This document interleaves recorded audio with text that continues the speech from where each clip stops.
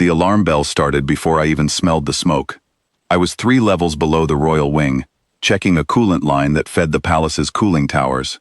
That was my job here, fixing things nobody else wanted to touch. I was human, and on this world, that meant one thing to almost everyone I met: fragile. Short-lived, useful for small tasks and nothing more. I had been on this station for 11 months, part of a labor exchange program between Earth and the Varathi court. We fixed machines, cleared debris, did the jobs their guards considered beneath them. In return, our ships got fuel and safe passage through this system. It was a fair trade, on paper.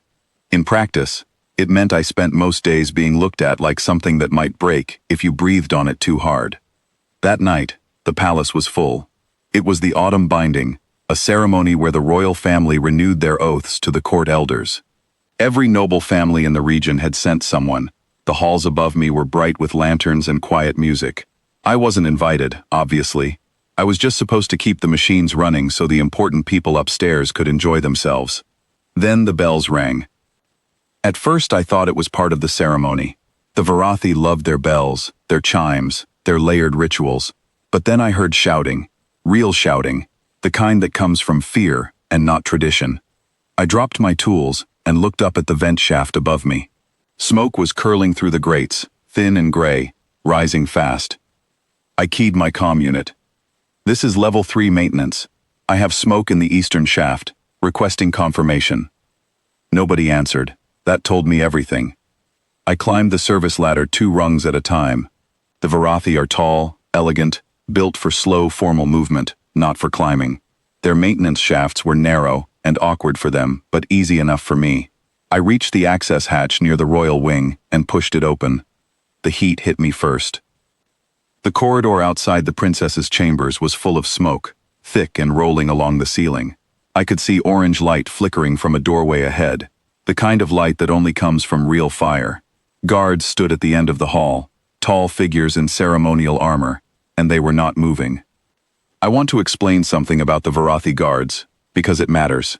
They are trained from childhood to protect the royal family with their lives, but they are also trained, just as strictly, to never touch a member of the royal bloodline without formal permission. It is written into their laws going back centuries. Breaking that law, even to save a life, could mean disgrace for their entire family line. So when the fire started, and the guards saw flames near the princess's door, they did the only thing their training allowed. They called for help. They waited for someone with the right authority to arrive. Nobody arrived in time. I did not have their laws. I did not have their training. I only had the sound of a child crying from inside that room. I ran past the guards before they could stop me. One of them reached out, maybe to pull me back, maybe to warn me. I never found out which. I was already through the doorway. The room was small, meant for a young member of the royal family, decorated with soft cushions and painted murals that were now curling black at the edges. The fire had started near a wall panel, probably an old power conduit, and it had spread fast along the fabric hangings. In the corner, pressed against the wall, was the princess. She could not have been more than 7 years old in human terms, though Varathi children grow differently than ours. She was small, scared, coughing hard from the smoke. Her eyes found mine, and I saw something I will never forget. Not fear of me, just fear, plain and simple, the same fear any child would have anywhere in the universe. I did not think about laws or permission, or what might happen to me. I pulled off my work jacket, wrapped it around her, and picked her up. She was lighter than I expected. I turned back toward the door, just as part of the ceiling hanging came loose, and fell where we had been standing a moment before. The corridor was worse now, smoke thick enough that I could barely see the guards anymore. I remembered a service passage near the maintenance shaft, narrow but clear of the main fire. I carried her through it, one hand covering her mouth and nose with part of the jacket, my own eyes burning, my throat raw from the smoke I was breathing in. My arm caught against a hot metal frame near the shaft entrance. I felt it burn through my sleeve, but I did not stop moving. Stopping was not something I let myself think about. We came out into the lower garden courtyard, into cool night air, and I set her down carefully on the grass. She was shaking, crying, but alive, unhurt, as far as I could tell. I was less lucky. My arm was burned badly enough that I could see it needed real treatment, and my lungs felt like they were full of ash. That was when the guards found us. A whole group of them, moving fast, weapons half raised until they saw the princess sitting safely on the grass. Then everything changed. Hands grabbed my shoulders, not gently. I heard words in their formal language that I did not fully understand, but the tone was clear enough. I had touched royalty. I had carried her. I had broken a law older than my own country's history. I remember thinking, quite calmly, that I might be about to lose everything I had worked for on this station, maybe worse. They took me to a hall near the throne room, my arm wrapped in a rough bandage by a medic, who looked at me like I was a puzzle she did not want to solve. I sat on a hard bench, smoke still in my lungs, and waited. Around me, nobles and court officials argued in low, sharp voices. I caught pieces of it. Some said I should be rewarded. Others said the law was the law, and law does not bend for good intentions. Then the doors at the end of the hall opened, and the queen entered. I had seen her before, from a distance, during formal gatherings. Up close, she was even more striking, tall and calm, with the kind of stillness that made an entire room quiet without her saying a word.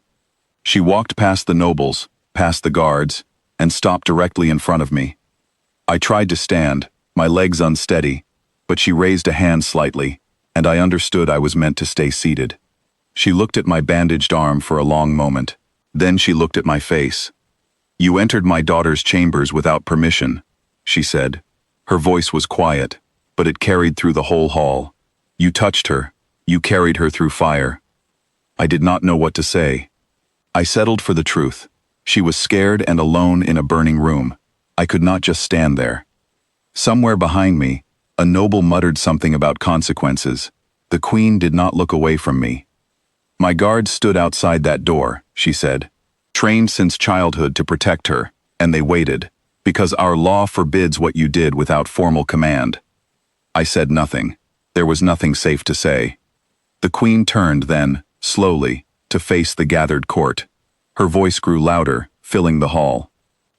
"Tonight, our laws asked our own protectors to wait at a door while a child breathed smoke," she said. "And a stranger from a world we barely trust ran through fire without asking permission from anyone, including himself." The hall was completely silent now. Even the crackle of distant torches seemed to quiet down. "I have spent my whole reign believing that strength is measured in armor, in bloodlines, in the weight of tradition passed down through centuries," she continued. "Tonight I watched tradition freeze at a doorway, while courage walked straight through it." She turned back to me. I still did not know what was coming. Punishment, exile, some formal apology that changed nothing. I braced myself for any of it. "I could have you removed from this station," she said. "Our law demands some answer for what you did tonight. But I find myself unwilling to punish the only person in that hallway who acted like my daughter's life mattered more than the rules protecting my own pride." A murmur ran through the nobles behind me. The queen raised her hand again, and it stopped instantly. "From this night, the law will read differently," she said. "Any who act to save a member of the royal family from danger, regardless of status, regardless of birth, regardless of world of origin, will be honored, not punished. I make this change not as a gift to one man, but as a correction to a mistake we should have fixed generations ago." I sat there, stunned, my burned arm forgotten for a moment. "And you," she said, looking directly at me again, "will be granted a place in my daughter's personal guard, not as a soldier trained in our ways, though you may learn them if you wish.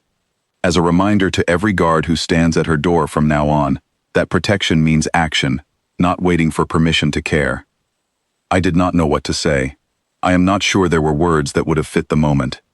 I simply nodded, my throat too raw from smoke to manage much more.